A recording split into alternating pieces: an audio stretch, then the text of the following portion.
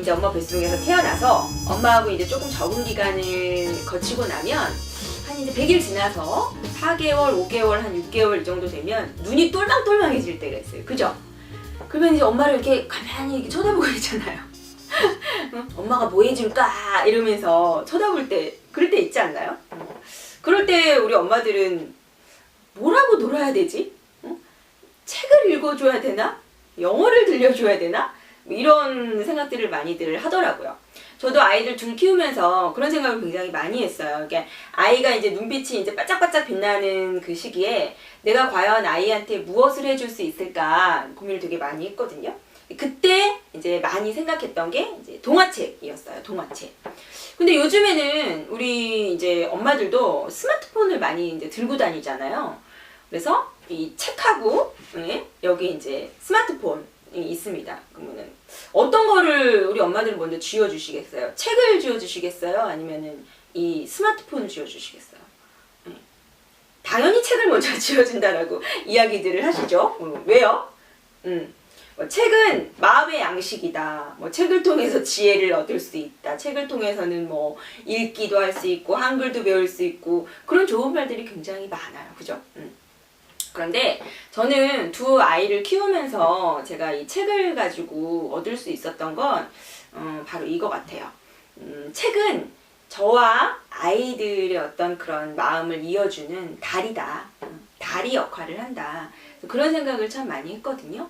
그래서 아이들이 눈이 똘망똘망해지는 시기에는 이런 스마트폰이라든지 아니면 어떤 게임이라든지 이런 거를 TV 이런 것도 이제 접해줄 수도 있지만 그것과 함께 더 많이 접해줘야 되는 게 바로 이 동화책이라고 저는 생각을 합니다. 스마트폰을 쥐어주면은 아이들한테 길러줄 수 있는 게 어떤 효과가 있을까요? 이렇게 밀어서 예제하는 소근육 발달, 그 다음에 이렇게 눈으로 또 이렇게 확인해야 되는 눈 발달, 들어가는 거는 굉장히 많아요. 인풋은 굉장히 많은데 이렇게 계속해서 보고 있어야 되니까 이 아웃풋이 많이 안 되죠. 그래서 24개월 이전 아이들한테 이 디지털 기기를 보여주게 되면 이 전자파의 영향이 굉장히 안 좋다고 그래요. 그래서 스마트폰 이런 기기보다는 엄마와 아이가 대화할 수 있는 동화책을 보여주는 게 굉장히 좋을 것 같습니다.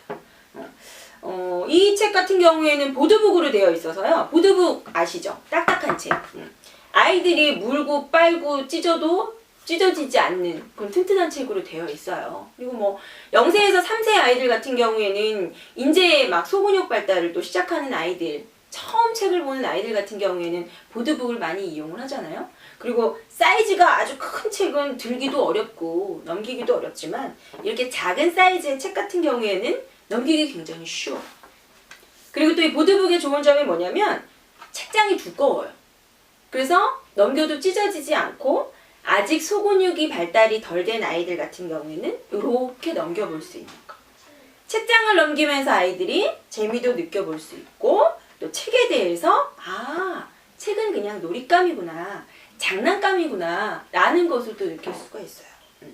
책이라는 것에 대해서 너무 이렇게 아이들한테 처음부터 부담 같은 거 주지 마세요. 그냥 책은 재미있는 거고 안에를 들여다보면은 여러 가지 그림이 나와 있는 거고 그림책이 주는 장점이 또 뭐예요?